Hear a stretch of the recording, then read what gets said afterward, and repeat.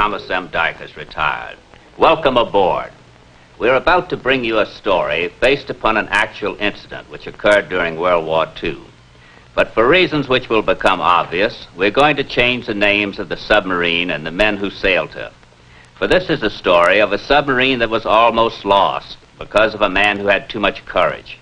And not till he learned the true meaning of fear could she sail home safely again. In May of 1944, the USS Starfish was ready to depart from Brisbane, Australia on a second war patrol. Her skipper, Lieutenant Commander John Brent, was on the bridge. All was in readiness, with one exception. All hands on board? With the usual one exception. Well, a minute and a half to go. It's cutting it thin as usual. Now, he'll make it, Captain. He always does. You mean so far, Crowder? One of these days...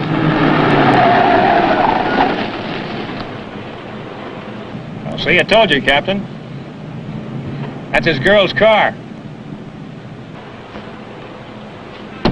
A real nice place, this Brisbane. I must say it's been very hospitable. Thank you kindly, sir, she said. We always try to please our allies in times of stress. Yeah, come to think of it, you might have done just that, honey. Steve, come back. Honey, I'm going to do just that. Steve.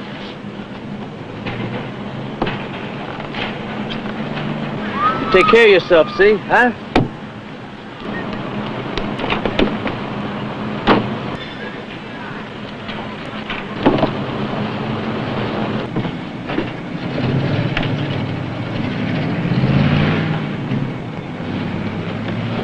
Just made it, Rand. Yes, sir. Right on time, sir. What happens if you cut it too thin one of these days? I just wouldn't do that, sir. I just wouldn't do that. Cast off all lines! That's the way it began. The second war patrol of the USS Starfish in May of 1944. And 2 weeks out of Brisbane in the South China Sea, the next incident took place. You know, Ralphie, boy, this man's war, it isn't what it's cracked up to be. That's all? This is our second patrol now. We haven't had a bit of action yet. Well, he chalked up 5 kills. Oh, big deal. 3 freighters, 2 supply ships.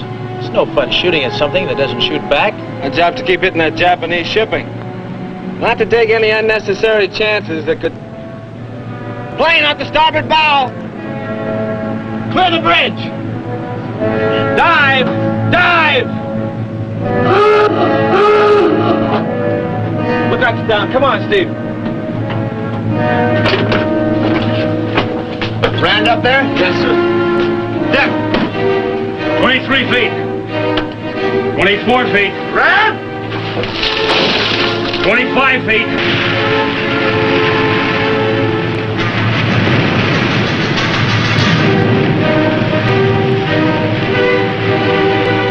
26 feet. Last man, sir. 27 feet. The hatch won't close, sir! 28 feet. 29 feet. 30 feet. That's secured, sir. What in blazes were you waiting for? I just wanted to make sure we weren't diving away from a bird, sir, instead of an airplane. Cutting figures worth taking the chance to find out. You were right. Cutting it thin again, Rand. What would happen if that hatch had hung up a few seconds longer? Take it down to 200 feet and level off. Aye, aye, sir. They never did know whether Martin had sighted an enemy plane or a bird, but for the next 2 days they continued their patrol without incident. Then on the 3rd day, events took a radical turn.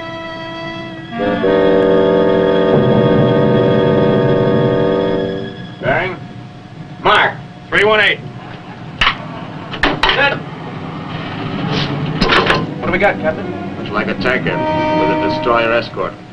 Well, let us have a little fun with those babies, huh? You'll get it.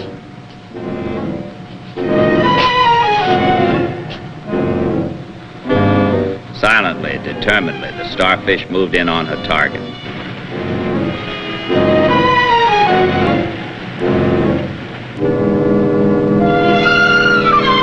It was their first real taste of the threat of impending enemy attack. Her crew sweated out the approach. All, that is, with the exception of Steve Rand. Hot scope.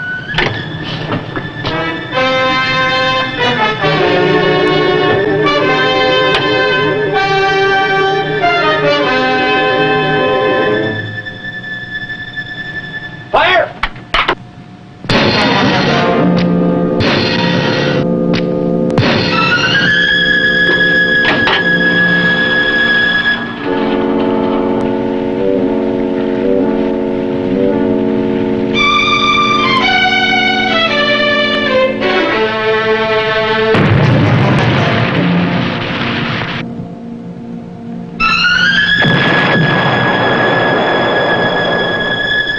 Hot scope.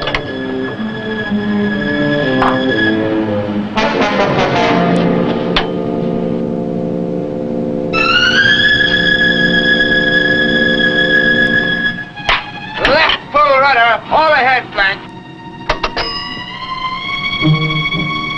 Take her down emergency, brake for depth charge. I'd sure like to get a shot at him. Pipe down, Steve. I just hate to go deep without taking a crack at him, that's all. Turn on your speaker.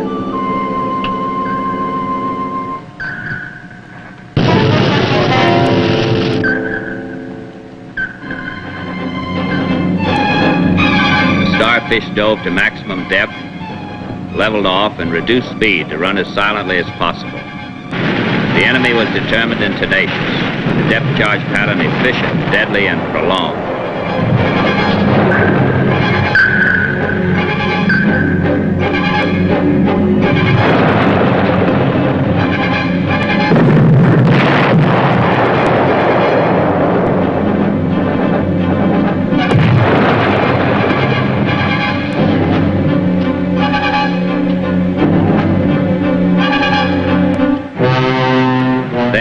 Finally satisfied that he'd completed his job, the Japanese destroyer moved away.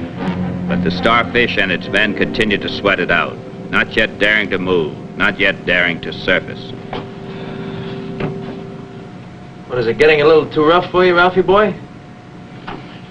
No, I was just thinking of Mary. Your wife? Ralphie, this is no time to think about the women. A fella's got enough to do just worrying about himself. Could be wrong. It's the same thing that made you shy from that speck in the clouds the other day, remember? Huh? And that's how come you're jittery now.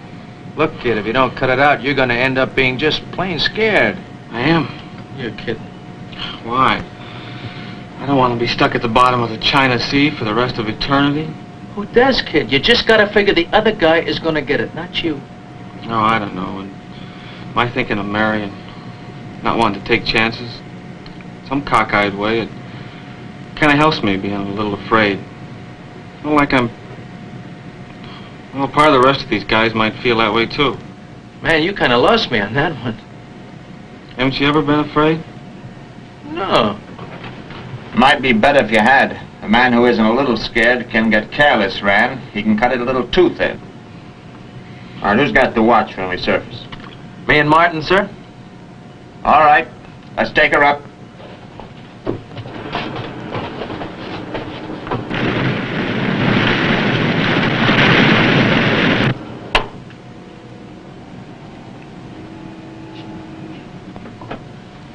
Surface!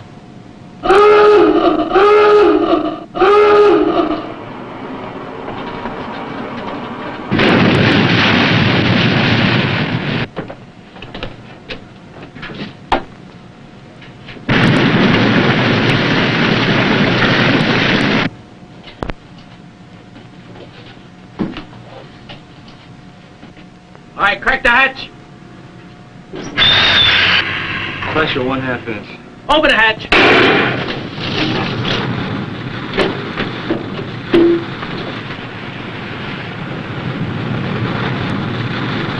Look out to the bridge.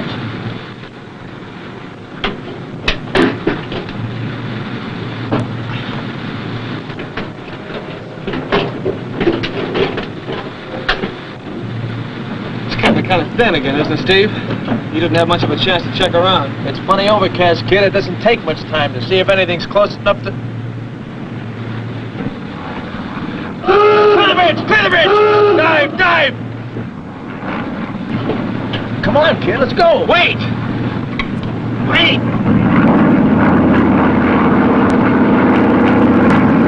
Steve! Hurry up! Look out, Steve!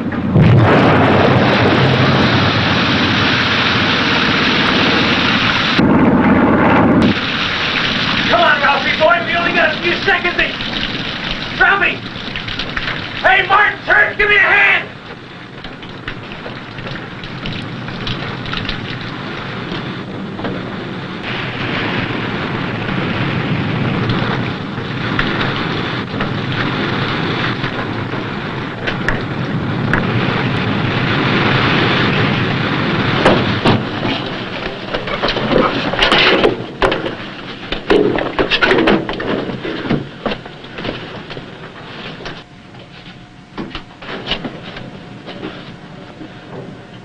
How is he, Captain?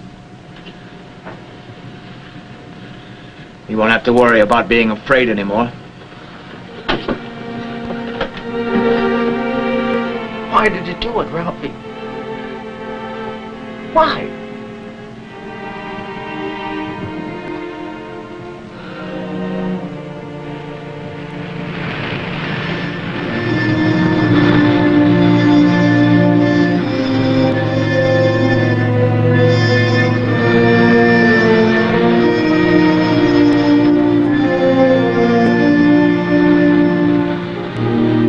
Why, Ralphie boy? Why?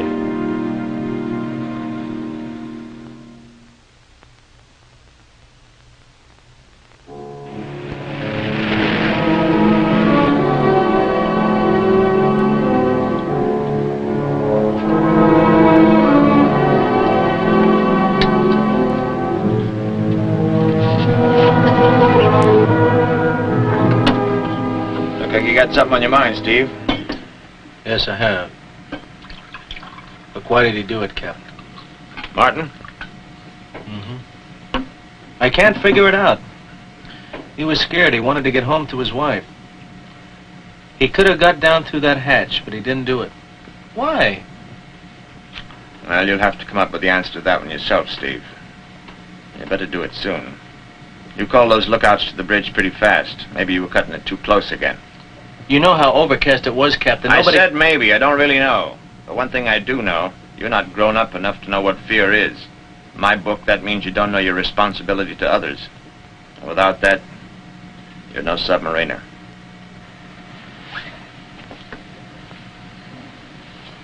I'm sorry, Steve, but I'm going to recommend your transfer out of submarines before the next patrol.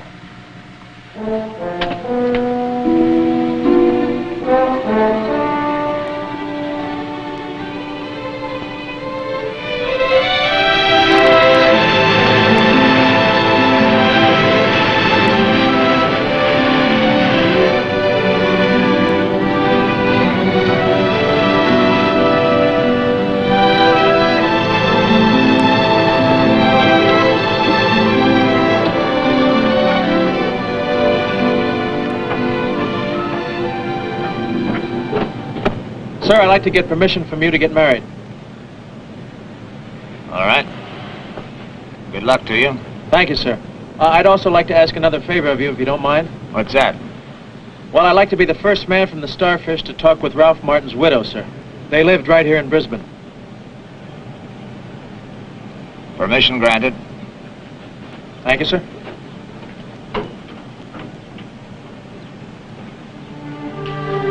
You were mighty lucky to find me in, Steve, and practically ready to leave. As you can see, I'm just about packed.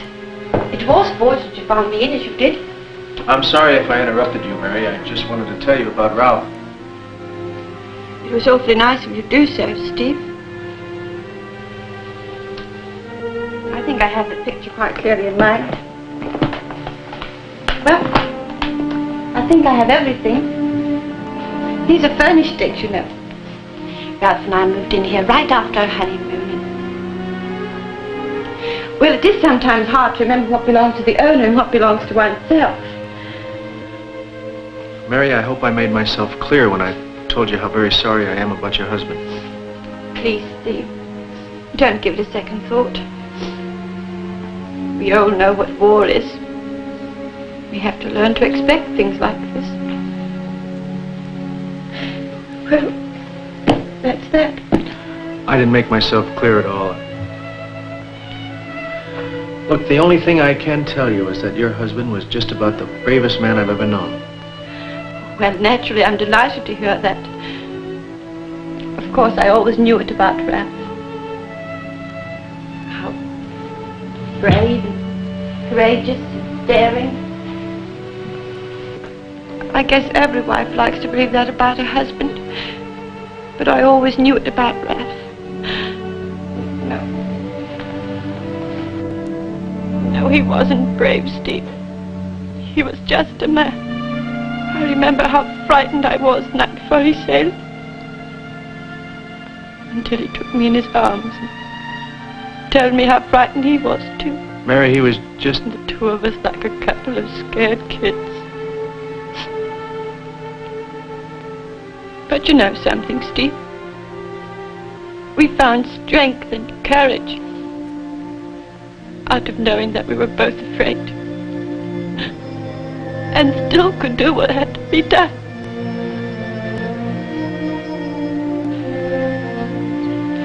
I think that's why Ralph didn't come home to me. I think that's why a lot of men won't come home. Because of that, Mary, many others will. You see, there's something about sharing fear that gives you the courage to be brave, you know? Now, that made Ralph able to do what he did. That's right, Steve. And I know it's given me the courage to do what I have to do from now on. Oh, Steve. I'm sorry. It won't happen again. Shall we go now?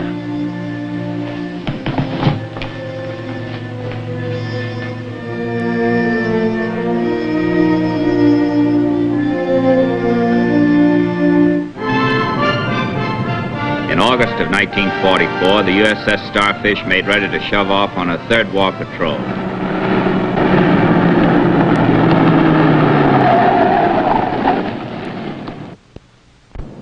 You're gonna take real good care of yourself, you hear? Steve, you will come back. I'm sure gonna try, honey. I figure now I got a real good reason to.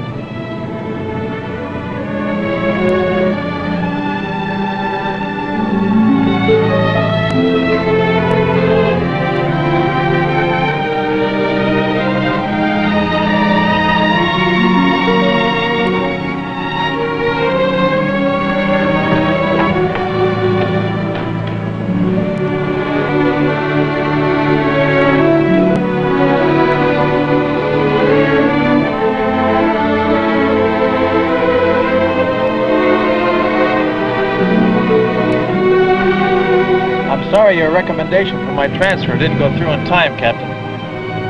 I didn't make it. What? Did some thinking about you.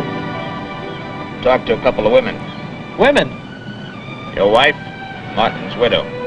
Captain, I don't... Let's put it this way. Welcome aboard, Steve.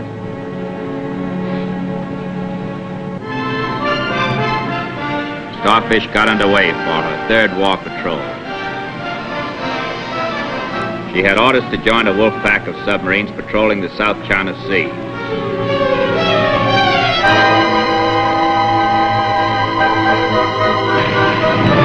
Wolf pack wreaked havoc with Japan's supply and communication lines.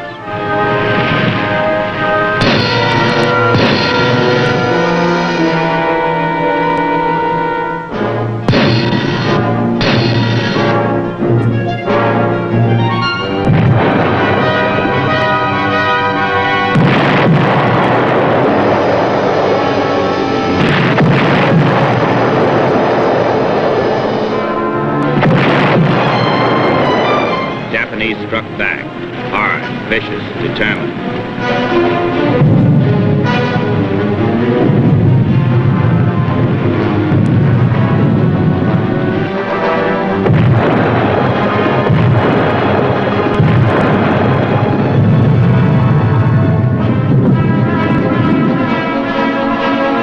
Once again, the Starfish took refuge on the bottom of the sea until the fury above passed over.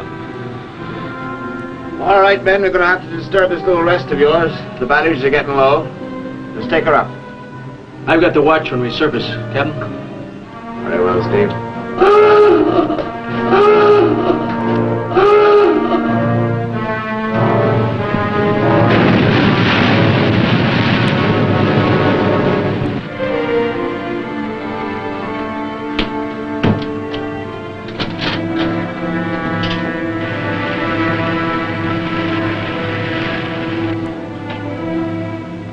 Crank the hatch. Pressure, 1/2 inch. All right, open the hatch.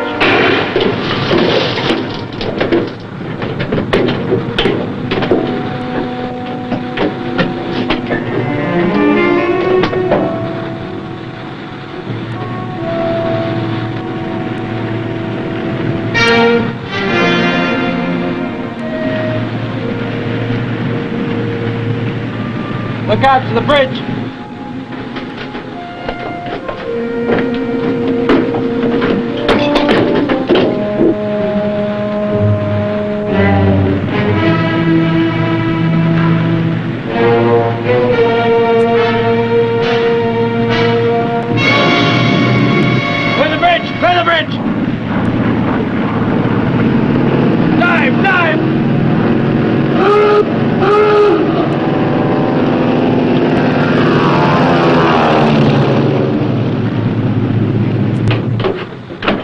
Three feet.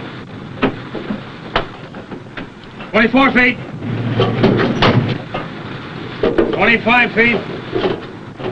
26 feet. You were shot, Captain! All back! Emergency!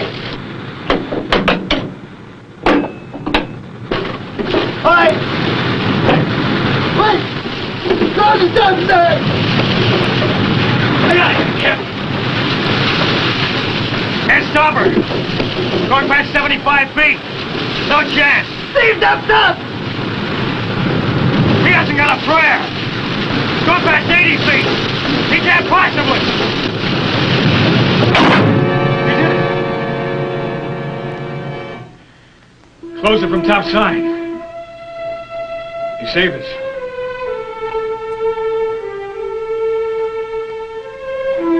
Going past 90 feet. She'll hold soon. What about?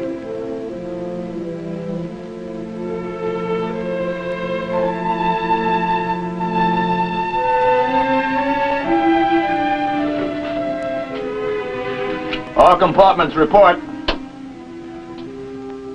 Pump rooms flooded to the overhead. All other compartments secured. 190 feet, sir. Leveling off. All ahead, 1/3. Pumps, motors, panels, electrical gear all flooded out.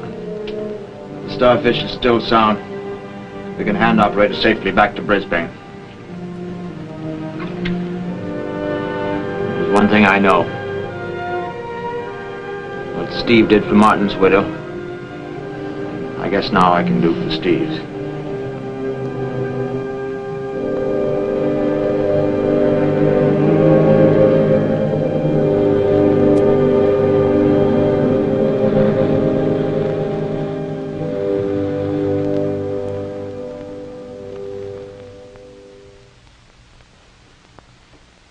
I'll be back in a moment.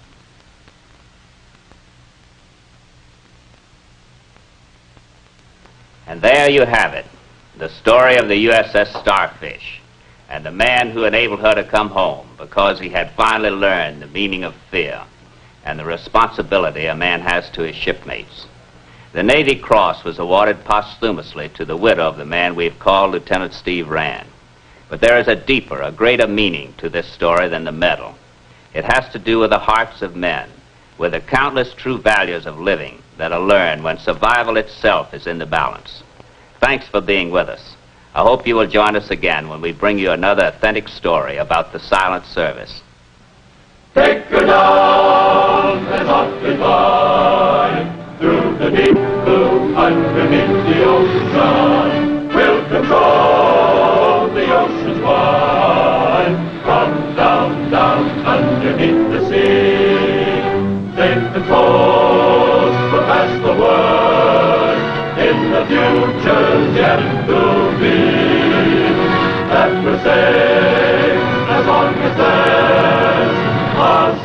mariner underneath the sea. So ring for time and take your down, down, go down, down, underneath the ocean. Fearless man will find renown in the deep blue underneath the sea.